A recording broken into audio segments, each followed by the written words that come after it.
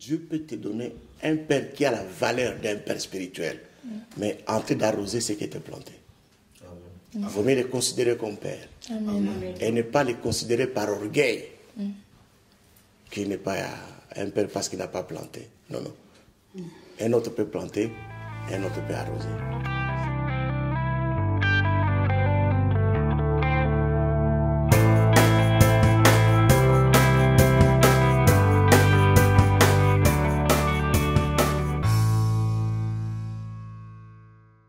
J'ai le plaisir d'accueillir le Bishop OPC qui nous vient d'Atlanta et qui va aujourd'hui, qui est notre invité de cette première édition de notre émission C'est encore possible. Bonjour Bishop OPC, bienvenue. Bonjour la jolie Jessica. Merci pour l'invitation. Merci d'être venu des États-Unis pour nous faire l'honneur de nous instruire encore, de nous parler sur le thème du Père spirituel. Donc, avant qu'on puisse commencer et entrer dans le vif du sujet, est-ce que tu peux, pour ceux qui ne te connaissent pas, te présenter, nous dire qui tu es, d'où tu viens?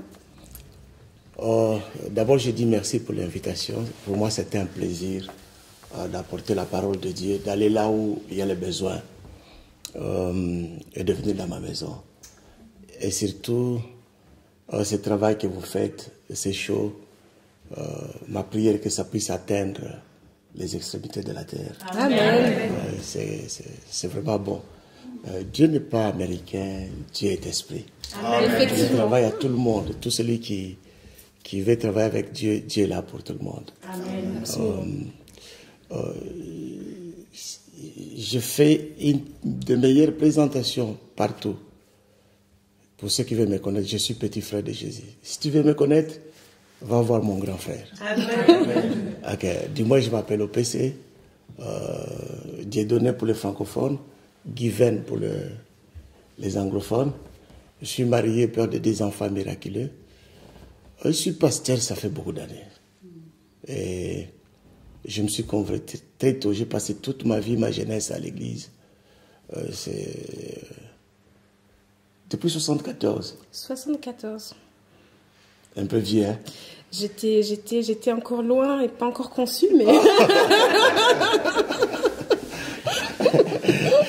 C'est toute une existence. Ok. Et par la grâce de Dieu, je ne peux pas dire commencer. Il m'a inspiré à établir l'église de ces modes qui est éparpillée un peu partout. Par la grâce de Dieu, j'ai fait la théologie, enseigné à la faculté de théologie. Par la grâce de Dieu encore, je suis marié, père de 2 enfants miraculeux, avec une femme qui n'a pas de trompe et qui a donné 2 enfants miraculeux. Amen. Donc, je ne sais pas si je serais capable de répondre à cette question sans avoir des enfants. Maintenant que je suis père, je peux répondre bien à cette question. Je peux bien parler de père. Donc, tu connais le sujet de la paternité, n'est-ce pas? Voilà. Et donc, tu es toi-même père, mais est-ce que tu peux nous parler déjà de ton père spirituel à toi? Quelle était la relation que tu entretenais avec lui à l'époque? Aujourd'hui. Vous savez, je ne suis pas grandi avec mon père. Mon père était décédé, j'étais très petit. Ce qui fait que je ne connaissais pas la notion de paternité. J'avais un vide au-dedans de moi. Quand on allait à l'école, je voyais les amis le matin avec leurs parents qui les tenaient à la main, le papa qui l'amène à l'école. Et moi, j'étais seul. Ma mère était mariée par un autre homme qui n'était pas mon père, qui était très jaloux de me voir à côté de ma mère. J'allais seul. Il y a des fois, je pleurais parce que j'avais besoin d'avoir un père avec moi. C'était vraiment très profond, très profond. Je me rappelle à maintes reprises, à la fin de l'année, au moment où on doit nous remettre le bulletin, j'ai bien travaillé à l'école, mais je n'ai pas un père. Ma mère n'avait pas étudié, je ne peux pas avoir honte de dire ça. Elle n'avait pas étudié, je n'ai pas eu un père pour m'aider à faire les devoirs, je n'ai pas eu ça. Je faisais tout moi-même. Ma mère n'a pas étudié, elle ne pouvait pas m'aider. Donc je me débrouillais moi-même comme ça. Alors je développais un besoin d'un père, d'être à côté d'un père. Quand je me suis converti, Dieu m'a mis sous le pied de deux hommes. C'est bizarre. J'ai deux pères. C'est Donc, bizarre. tu as Deux deux hommes pères. qui étaient des amis, qui travaillaient ensemble. C'est Pasteur Magila et Pasteur Mwamba, qui étaient des amis qui travaillaient ensemble. Et c'est eux qui m'ont porté dans mes mains, dans leurs mains. Oui. Ils ont remplacé valablement le besoin que j'avais, les sentiments que j'avais d'avoir un père. Ils ont remplacé valablement. Et cela m'a aidé à me développer spirituellement, si je peux utiliser les termes, à me développer spirituellement, et ça m'a aidé à rester dans une seule église. Je n'ai jamais changé d'église. Amen. Ce qui est rare maintenant, en tout cas dans la francophonie, Voilà. c'est quelque chose qui est très rare. Et je ne peux pas dire que les choses étaient toujours roses sur le rail. Il y avait des montagnes. Mes pères n'étaient pas... c'est pas que dire. Pas tendre. C'était pas des hommes qui mettent le plateau pour toi comme ça. C'était pas... Ils te donnent le poisson, bon, ils doivent t'apprendre à pêcher. Je crois que vous comprenez l'expression. C'est ça, oui. Ouais. Un jour, je suis devenu pasteur, j'ai l'église. Mon père spirituel, les deux, ils ont envoyé leurs femmes me dire au PC, on a été trop dur, tes papas ont été trop durs avec toi. On voulait que tu leur pardonnes. J'ai dit non, il ne faut pas dire ça.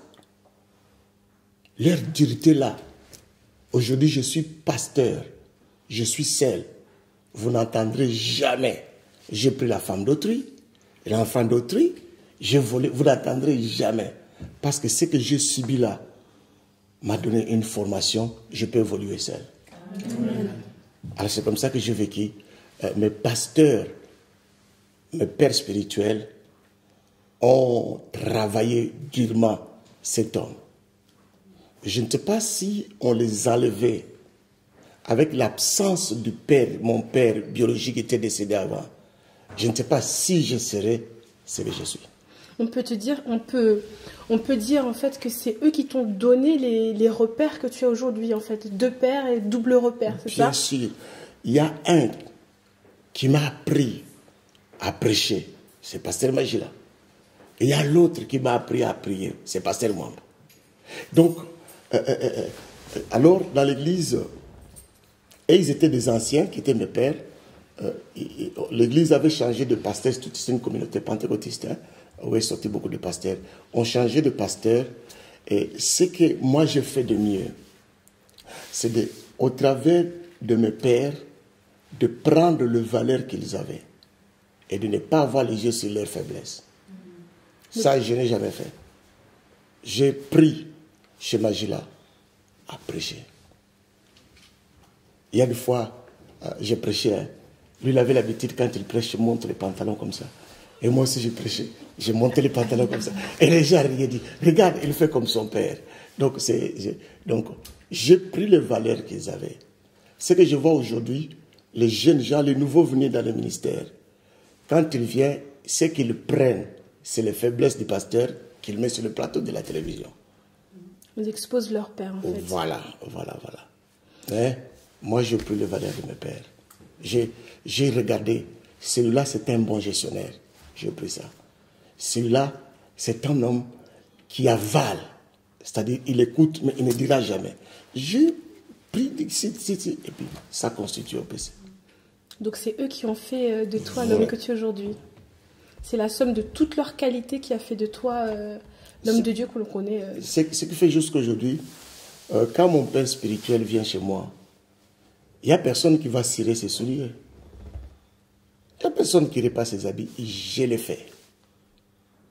Et je vous dis, je l'ai fait. Quand il veut manger, c'est moi qui le sers. C'est moi qui enlève. Parce que c'est mon père.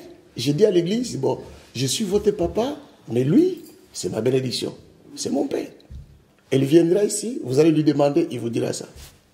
Et un jour, il s'est mis debout, il me dit, Didier Donné, tu sais, parmi tous mes enfants, celui qui porte ma mallette, celui qui cire mes souliers, tu es différent de tout le monde.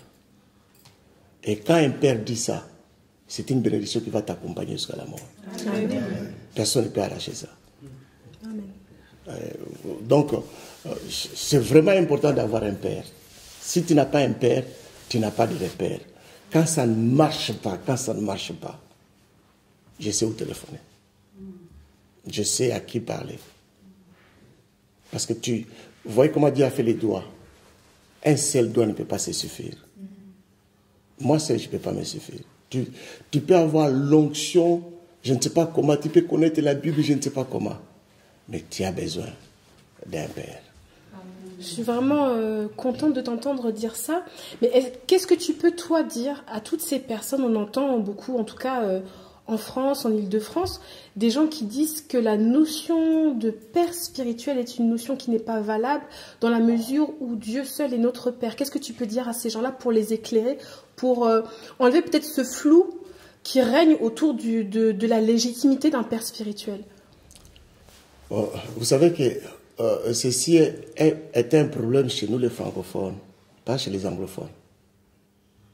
Je vis aux États-Unis, j'ai des amis. Aux États-Unis, il y a une journée qui est reconnue partout aux États-Unis.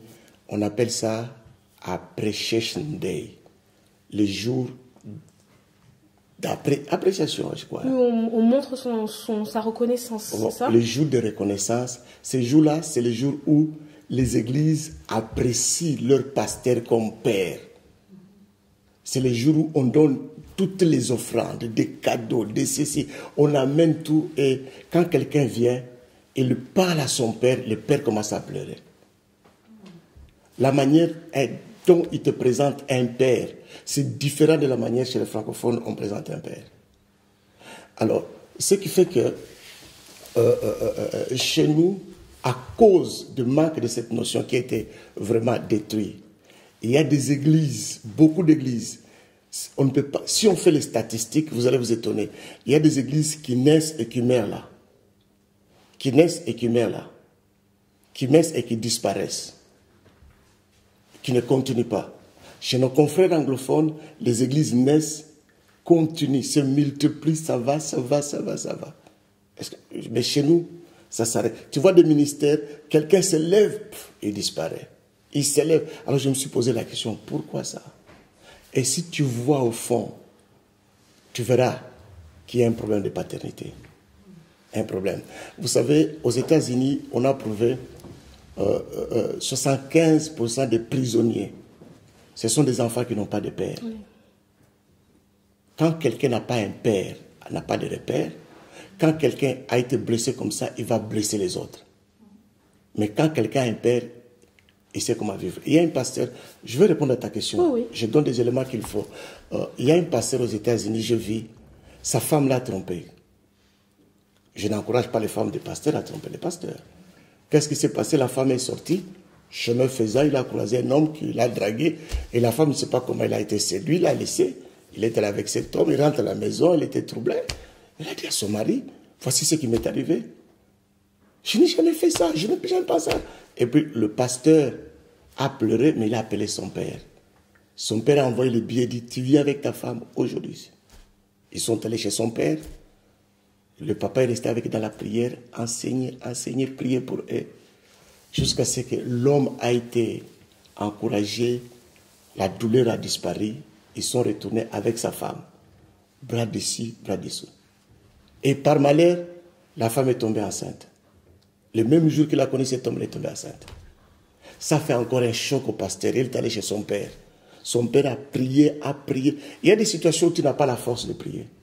Son père a prié pour lui. Et puis, il s'est apaisé, il est revenu. Et quand sa femme a accouché, ce pasteur dit ceci, cet enfant-là, si tu vois, cet enfant aime beaucoup le pasteur, et le pasteur aime, il avait le berceau sur son bureau. L'enfant qui n'est pas son enfant. Et aujourd'hui, leur église était petite. Quand ils ont commencé à témoigner comment la femme l'a trompé et qu'il a pardonné, quand ils ont commencé à témoigner, l'homme et la femme, leur église s'est agrandie, d'une manière incroyable.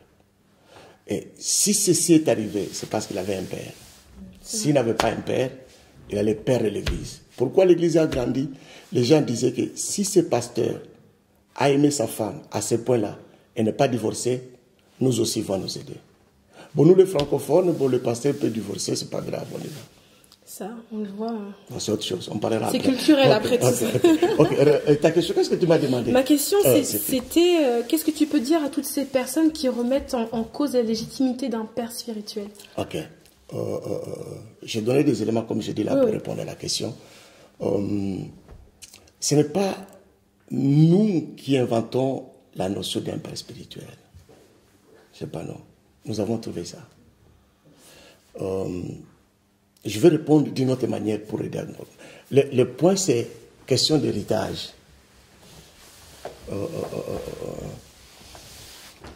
Si les gens n'acceptent pas la paternité spirituelle, on a perdu la notion d'héritage. C'est ainsi, on n'a pas besoin d'un père.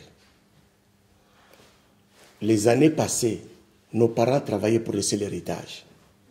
Il n'a pas d'argent, il va faire les champs. Il va vendre des petites choses. Il va construire une cage pour laisser l'héritage aux enfants. Mais actuellement, c'est devenu un peu difficile. C'est devenu compliqué. Je crois que, bon, ici chez vous, peut-être, bon, en Afrique, c'est autre chose. La notion d'héritage a disparu. Le parent-mère, ça a laissé quelque chose aux enfants. Et les enfants se débrouillent comme ça. Et comme nous perdons la notion d'héritage, nous perdons aussi la notion de paternité parce que c'est coulé. Mais dans la Bible, tu vas voir l'enfant prodigue. Son père était vivant, il a demandé son héritage. En Israël, c'était comme un insulte, c'était dire, si je veux parler dans le langage actuel aux États-Unis, l'enfant dirait à son père, papa, j'attendais que tu meurs, tu ne meurs pas, donne-moi ma part. C'est un insulte. Est-ce que vous comprenez? C'est une façon de lui dire. Donc c'est comme s'il a refusé la paternité de son père. Il dit, je vais faire ma vie seule. Mais nous savons les conséquences. Alors, si nous allons dans l'histoire d'Élie et Élisée, ça je peux expliquer bien la notion de la paternité. Élie dit à Élisée, je serai enlevé, demande-moi ce que tu veux.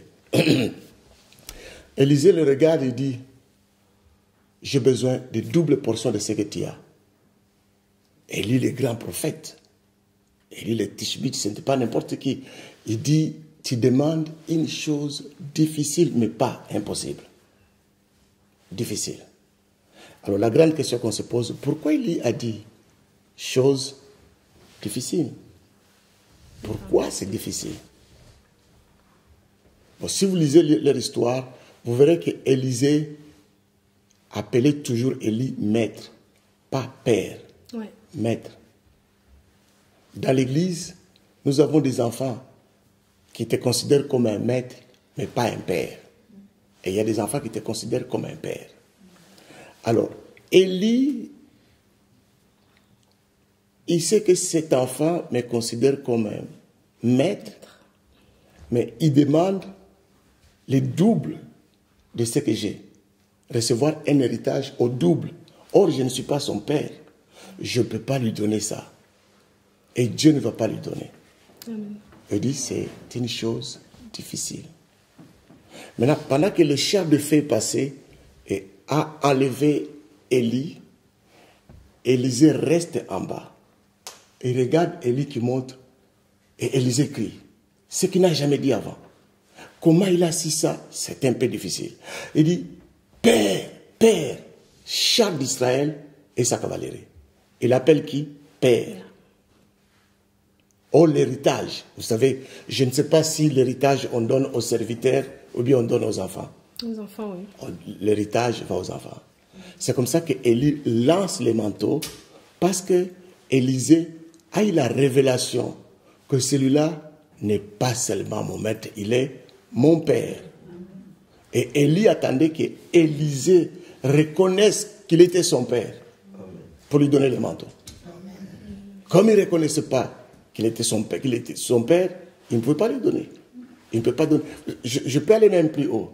Abraham dit à Dieu, qu'est-ce que j'ai? J'ai pour héritier.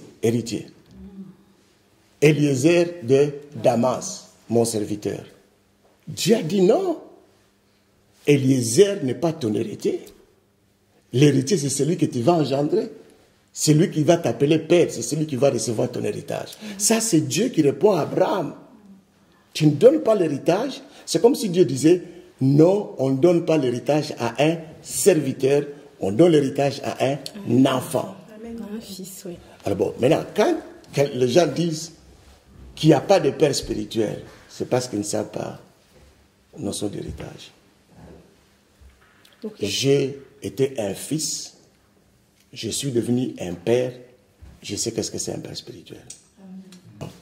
Il y a les églises qu'on appelle les églises traditionnelles qui ont existé avant que nous soyons là. L'église catholique pratiquement au IIIe siècle, après Jésus-Christ.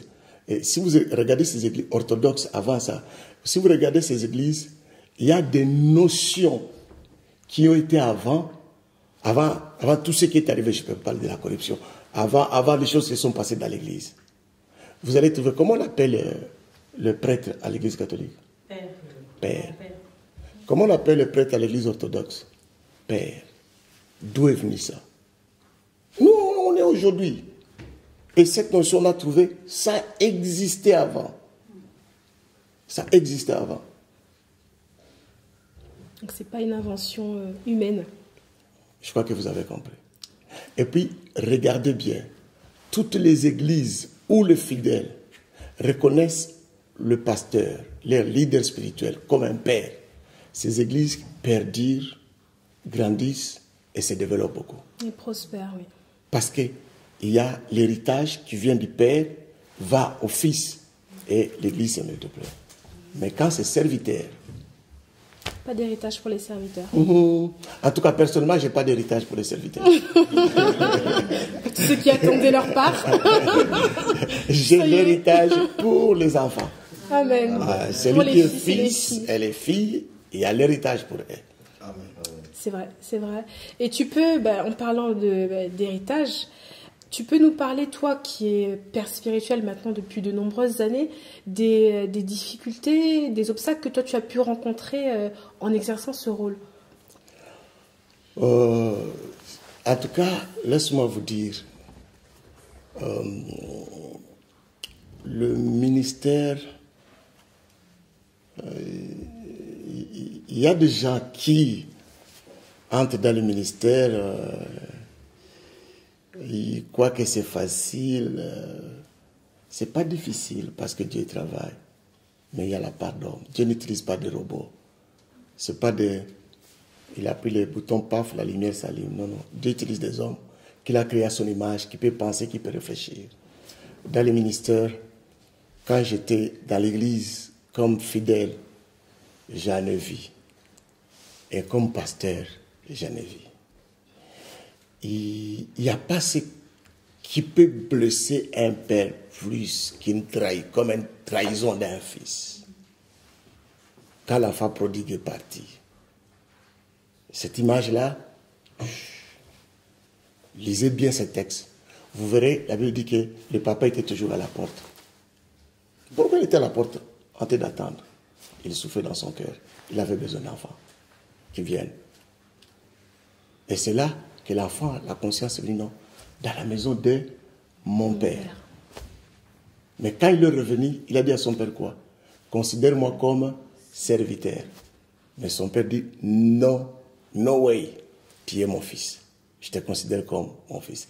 À cause de manque de cette notion, il y a beaucoup de trahisons, il y a beaucoup de divisions, il y a beaucoup de cassures, il y a beaucoup d'échecs, il y a beaucoup de choses qui se passent dans le corps de Christ. Beaucoup, je vous dis. Il y a des gens avec beaucoup de potentiel.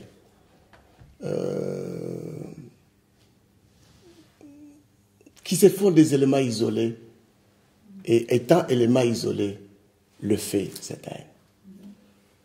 Le fait s'éteint. Vous savez, quand j'avais le problème de la jambe qui me dérangeait, vous voyez comment est-ce que je boitais un peu là. Un jour, on m'a amené ici au salon de coiffure pour me coiffer. Et puis, vite, mon pasteur m'a appelé. Il m'a dit non. On m'a dit que tu as un problème de jambes. Je dis oui, papa. Il m'a dit, tiens où? Je dis, je vais entrer au salon de coiffure. Il dit non. Tiens-toi dans la rue, dans la voiture, n'importe où je vais prier. Il a commencé à prier. Aujourd'hui, je n'ai plus ça. J'avais un père qui pouvait parler à Dieu et Dieu pouvait l'écouter. Donc, on a besoin d'un père. Ceux qui disent, vous savez, Jésus dit ceci. La Bible dit, les personnes qu'il a connues, il les a appelées, il les a prédestinées. Et puis il dit, ça c'est une forme de serviteur. Et il y a d'autres, il dira, je ne vous connais pas. Vous avez fait des miracles, vous avez prophétisé, mais je ne vous connais pas. Donc, dans l'Église, il y a des serviteurs connus et les serviteurs inconnus. Je crois que vous avez compris. La différence, les serviteurs connus deviennent toujours fils. Les non connus, ce sont des rebelles. Ils sont toujours compliqués. Les connus, tu peux les broyer dans l'église. Ils ne quittent pas l'église. Il est combien d'agneaux? Il ne quitte pas. Parce qu'il est connu de Dieu. Les non connus, ok, je crois que vous avez compris. Je pense que c'est clair. Mais donc toi, ce que tu as rencontré de plus grand challenge, je peux dire, c'est véritablement la trahison et les personnes qui se considèrent eux comme serviteurs au lieu de se considérer comme fils à tes côtés. Bon, j'en ai vu beaucoup qui sont partis. Je n'en veux à personne. Je n'en veux à personne. Je prie toujours que Dieu le bénisse. J'ai vu beaucoup partir. Et j'ai vu beaucoup revenir avec des larmes. Avec des larmes. Il y a d'autres même au pays qui étaient partis, qui sont revenus, je n'étais pas là, j'étais plus au Congo, qui sont revenus à l'église pleurant. Quand Dieu vous appelle, vous met ensemble, il a un but. Parfois, la Bible parle du langage du ventre, c'est le ventre qui fait, il se dégage. L'envie d'être chef, d'être star, d'être boss, tout cela. Je vais faire mon église, je vais faire ceci, cela. Mais la grande question, si tu mourrais seul, cette église va continuer comment? Et souvent, ces églises, ça commence ici, ça termine ici. Au lieu de faire une œuvre qui continue, vous partez, ça continue à travailler. Ça. Ceux qui ont commencé, il y a beaucoup d'églises ici, ils ne sont plus là. Ouais. Nous avons une communauté chez nous qu'on appelle Nzambe Malam, Dieu est bon, de Moussaïdine. Il a formé, tous le reconnaissaient comme père. Il était fils. Il est mort, l'église est là. L'église est là. Et ce qui est drôle, même quand cette église est dans d'autres pays, Nzambe Malam, c'est Lingala de chez nous. Là-bas, on appelle Nzambe Malam. Parfois, ils ne savent pas ce qu'ils disent, mais l'église est là. L'église est là. Nous voyons dans d'autres communautés, chez les anglophones, vous allez trouver l'église, ça a commencé avec tel, ça a commencé avec tel. Mais chez nous, quand quelqu'un prêche et les gens tombent, c'est fini le part. Il y a quelqu'un qui m'avait dit, les jours que j'ai prêché, les gens sont tombés. J'ai senti que je suis différent des autres. Je vais commencer mon église. Il est parti. Merci beaucoup, Bishop, pour ces éclaircissements sur le Père spirituel. Tu nous as déjà beaucoup ouvert les yeux. Je pense qu'on va, dans une prochaine édition, parler du rôle du Père. Parce que je pense que là, on a parlé... C'est vraiment capital de parler du rôle du Père. Parce que si on ne parle pas du rôle du Père, ça serait comme si on donne le coup de marteau sur les enfants. Et pourtant, les pères font n'importe quoi. C'est vrai. C'est bon de relever les pères. Si tu le permets, Bishop, on va passer aux questions-réponses.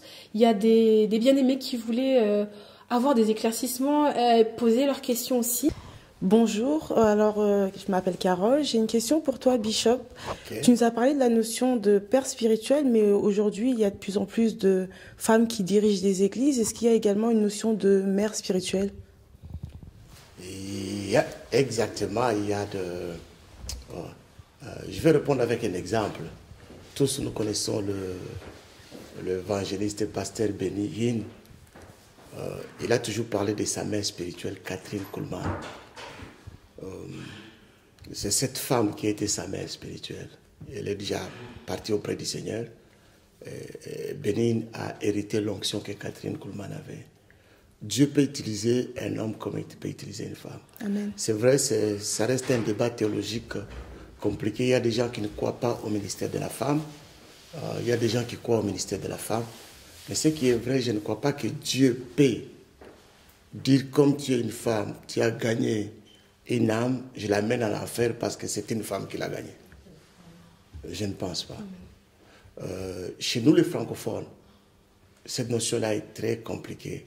Mais si vous venez aux États-Unis, il y a une dame qu'on appelle Joyce Meyer. Je ne vois pas un homme qui fait le travail que Joyce fait. C'est une femme. Je vous dis la vérité. C'est le pasteur de ma femme, Joyce Meyer. Cette femme-là, non. Laisse-moi vous donner mon propre exemple. J'ai grandi dans l'église Pentecôte, où la notion était vraiment une rigueur incroyable. Les femmes ne montaient jamais là au prêcher. J'arrive à Kinshasa, il y avait une croisade, et l'orateur n'est pas venu, c'était Maurice Osserilo. C'est Maurice Osserilo qui devait prêcher, il n'est pas venu. Alors il y avait un pasteur français, j'oublie le nom, qui était là avec sa femme. J'oublie vraiment le nom, je crois qu'il est vivant, ou bien je ne sais pas. Un pasteur français avec sa femme, il prêchait l'homme et la femme, qui était venu avec Maurice Osserilo. On dit, bon, comme Maurice Osserilo n'est pas là, c'est la femme de ce pasteur qui va prêcher. Tout en étant un vrai pentecôtiste, j'ai décidé de quitter la croisade, de retourner chez moi. Et qu'est-ce que cette femme va faire là? Au-dedans de moi. Je n'ai pas voulu que cette femme prêche. J'avais tout ce qu'on avait mis dans ma tête. Et après, quand la femme a pris le micro, il y a quelque chose qui me disait, arrête, écoute d'abord, vois. Quand la femme a pris le micro, elle a prêché. Je connaissais Dieu, je connaissais le Saint-Esprit. J'ai vu le Saint-Esprit répandre l'onction, faire des miracles, guérir les gens. J'ai quitté là, jaloux. Comment Dieu peut faire ça avec une femme? Alors, c'était, est-ce que vous me comprenez? Un conflit au-dedans de moi. Un problème vraiment au-dedans de moi. Je n'ai pas dormi de jour au jour. Comment Dieu peut faire ça? Ce sont les hommes qui peuvent faire ça. Et c'est là que Dieu commençait à me convaincre sur le ministère de femmes. Amen. Et quand je suis arrivé aux États-Unis, j'ai regardé des femmes, par exemple, Marilyn Ockey. Si vous regardez cette femme, ce qu'elle fait, c'est incroyable. Et il y a une maman qui est décédée là, comment elle s'appelle encore, le nom m'échappe. C'est Glenn, ça me fait comme ça. Et ce sont des femmes qui ont fait du grand travail et qui continuent à le faire. Aujourd'hui, par exemple, Joyce Meyer a construit. Vous savez, il y a des pays où les hommes, si vous allez là-bas, on vous coupe la tête. Hein? Vous connaissez chez nos confrères. Béni, il était en Inde. Il n'est plus rentré facilement parce qu'on devait couper la tête. Mais Joyce est allée là-bas. On l'a compliqué. Elle a construit un grand hôpital où on soigne les hindous, les musulmans, les chrétiens. Et eux-mêmes, les gens qui ne voulaient pas qu'ils viennent, disent, nous avons besoin de Mama Joyce. Et Joyce, maintenant, aime qu'on l'appelle Mama Joyce. Les Américains ne l'appellent pas Mama, c'est Mamie. Elle dit, je suis Mama Joyce. Elle fait ce que les hommes ne pouvaient pas faire là-bas. Envoyez votre pasteur là-bas, il peut rentrer avec une main coupée. Joyce va là-bas, il fait le travail, il rentre, elle est vivante. Donc, dire que Marilyn Ockey va dans les pays musulmans très fermés. Elle s'habille comme une musulmane, elle prêche l'évangile. Et le musulman l'accepte. Dire que Dieu ne peut pas utiliser une femme, bon, pour moi, Dieu peut le faire. Amen. De toute façon, il n'y a pas une Bible pour les femmes et pour les hommes. Amen. Il n'y a pas un Saint-Esprit pour les femmes et pour les hommes. Amen. Amen. Les mêmes dons que Dieu, le Saint-Esprit répand aux hommes, il répand aux femmes. Amen. Bonjour, je me présente, je m'appelle Richard. J'aurais une question à vous poser. C'est concernant un enfant qui voudrait faire la volonté de son père. Voilà, c'est un peu ambigu, mais j'aimerais que vous développez par rapport à ça. Voilà. Okay. Je crois que j'ose croire que j'ai bien compris ta question, mais je vais le mettre dans un contexte biblique. Jésus nous parle d'un père qui avait 2 enfants. L'un dit, donne-moi ma part, je veux. Et l'autre dit, je reste avec mon père. L'histoire de l'enfant prodigue. Les gens parlent de l'enfant prodigue, mais moi je parle du père prodigue. Parce que le père a été vraiment prodigieux. Il a aimé cet enfant-là, ce bandit qui est parti. Alors, l'un a dit, je ne fais pas la volonté de mon père, je vais vivre indépendamment de mon père, je prends ma richesse, je vais tout faire. Et l'autre dit, je reste. Maintenant, chez les Juifs, dans la tradition juive, on donne toujours à l'aîné double portion par rapport à d'autres. Si nous voyons ça, ce que le petit a pris, c'était moins que ce que le grand a pris. Alors, le petit a bouffé tout ce qu'il avait. Quand il est revenu, les grands, il a écouté qu'il y avait une fête pour celui qui a volé. Il était un peu fâché. Il dit, moi je suis avec toi ici. Je fais ta volonté. Je fais tout ce que tu veux. Mais tu ne me donnes pas ce que j'ai. Maintenant, si nous entrons dans la tradition, si le petit avait eu 1, les grands frères avaient eu double. Et le père dit, tout ce que j'ai, n'est-ce pas, c'est à toi. Quand un enfant de Dieu fait la volonté de son père, tout ce que son père a, c'est pour lui. Amen. Si tu fais la volonté de ton père.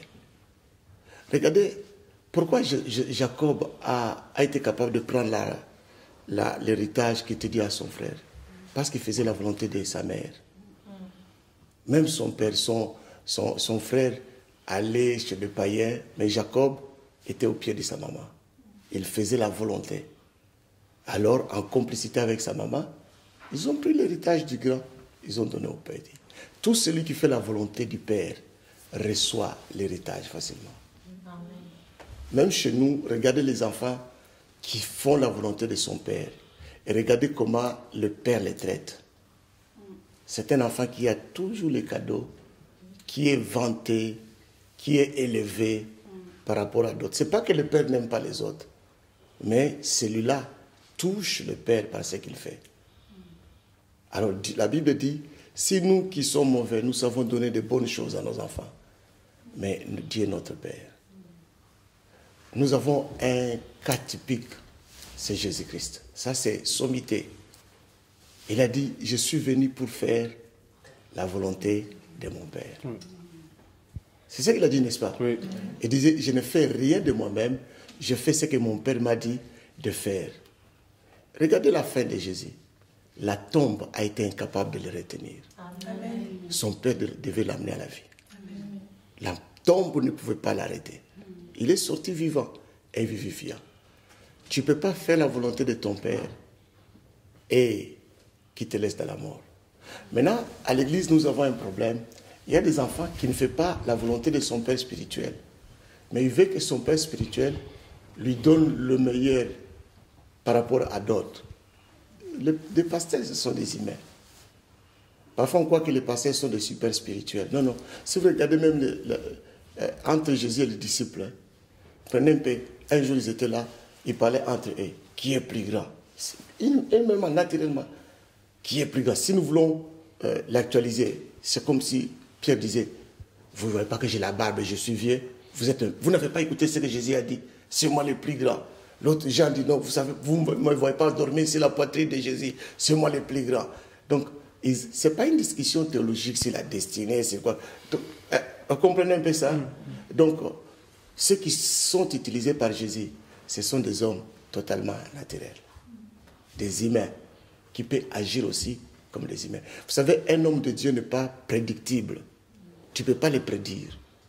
Parce que tu peux sortir là, on te dit la facture de courant, de l'eau, l'État est derrière toi. Directement, tu as prié cette partie, c'est moi qui dis ça, cette partie a la prière de Dieu, cette partie a les crises et les troubles. Et maintenant, c'est le visage et le langage. Bon, vous comprenez. Donc, tu ne peux pas prédire un homme de Dieu. Celui qui fait la volonté de son Père, advienne que pourra, aura l'héritage. J'ai des enfants spirituels. Je ne peux pas citer les noms à la télévision, je ne peux pas citer les noms. Je sais, si Dieu me prend aujourd'hui, ils ont mon héritage. J'ai d'autres que je vous dis ce que j'ai dit. Seigneur, que ta volonté soit faite.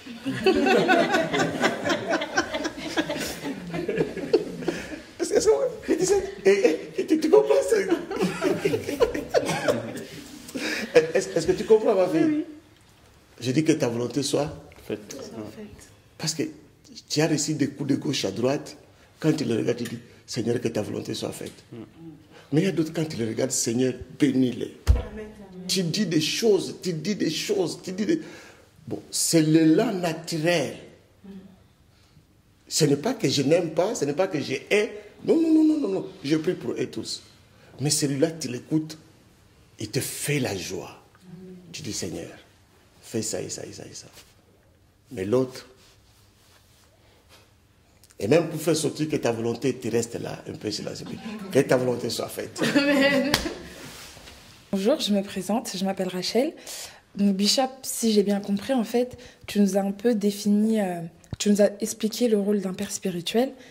Mais ce que j'aimerais savoir, c'est comment discerner tout simplement, savoir qui est ton père spirituel. Ok, d'accord. Je comprends bien ta question. J'ai écouté les gens dire, celui-là n'est pas mon père spirituel. Mon père spirituel, c'est celui qui m'a prêché, qui m'a formé, qui m'a prêché en Afrique, mais celui-là, il n'est pas mon père spirituel. Tu es dans son église, mais j'ai accepté Jésus en Afrique. Mais comment lui peut être mon père spirituel ici? C'est un problème qui est dans les milieux ecclésiastiques. Si vous allez dans le livre de Paul, vous allez trouver la réponse.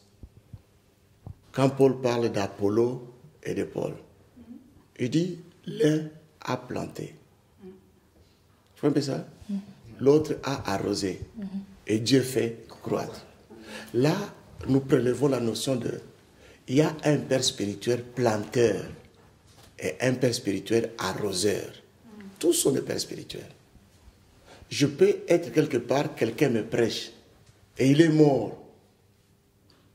Je ne veux plus continuer ma vie parce qu'il est mort. Non. Je vais trouver notre père spirituel arroseur qui va arroser ce qui a été planté. Et il est mon père spirituel parce qu'il arrose ce qui a été planté.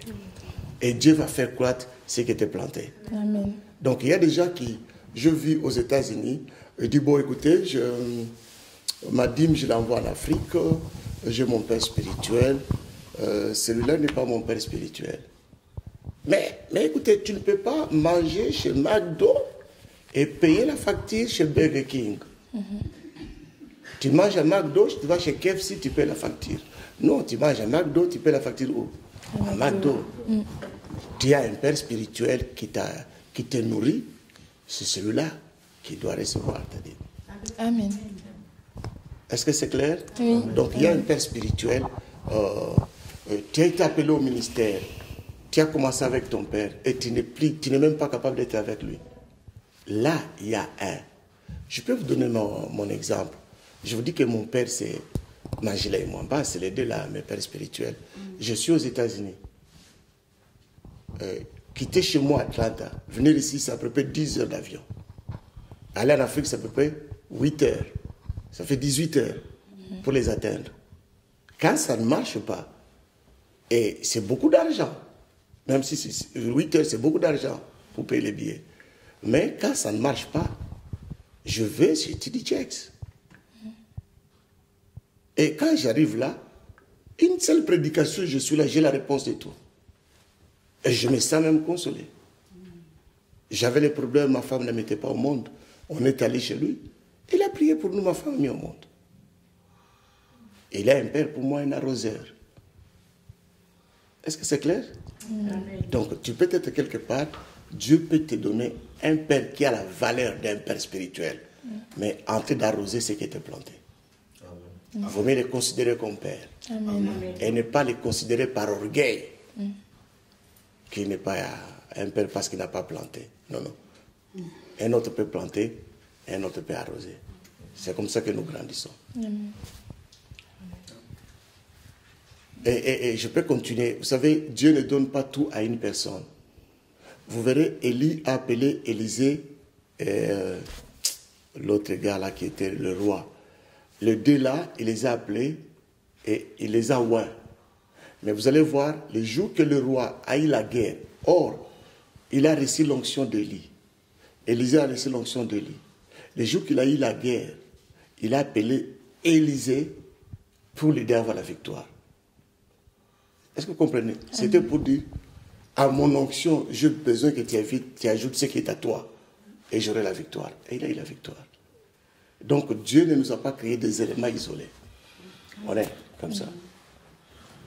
Alors laisse-moi conseiller à tous ceux qui nous suivent. Peut-être que tu as eu des problèmes avec ton père spirituel. Peut-être que tu as été rejeté. Je ne peux pas encore parler sur la responsabilité, le rôle d'un père. On va parler ça prochainement. Je ne peux pas me dire que le père ne peut pas causer du tort aux enfants. On va parler de cela prochainement. Mais ce que je veux vous conseiller, si vous avez un père spirituel et que ça n'a pas marché entre vous, je te conseille, j'étais en Angleterre, je faisais une conférence. Il y a un pasteur, son ministère était totalement bloqué.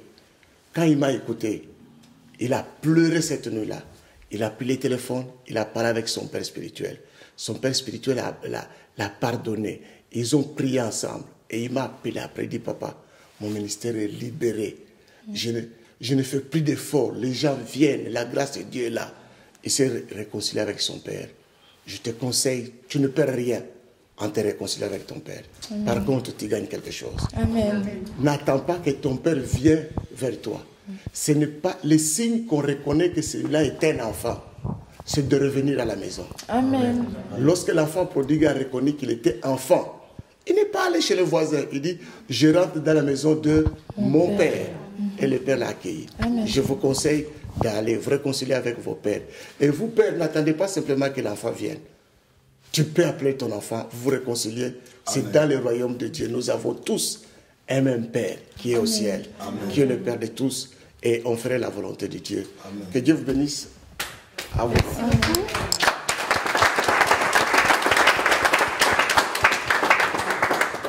Merci beaucoup. Merci beaucoup, Bishop, pour cette première édition qui, je pense, est très réussie. Si vous aussi, vous souhaitez participer à l'émission pour être dans le public, n'hésitez pas à nous contacter à notre adresse email contact@mpcmode.com et vous pouvez nous suivre également sur le site www.mpcmode.com. Merci beaucoup de nous avoir suivis et à bientôt pour une prochaine édition. Que Dieu vous bénisse.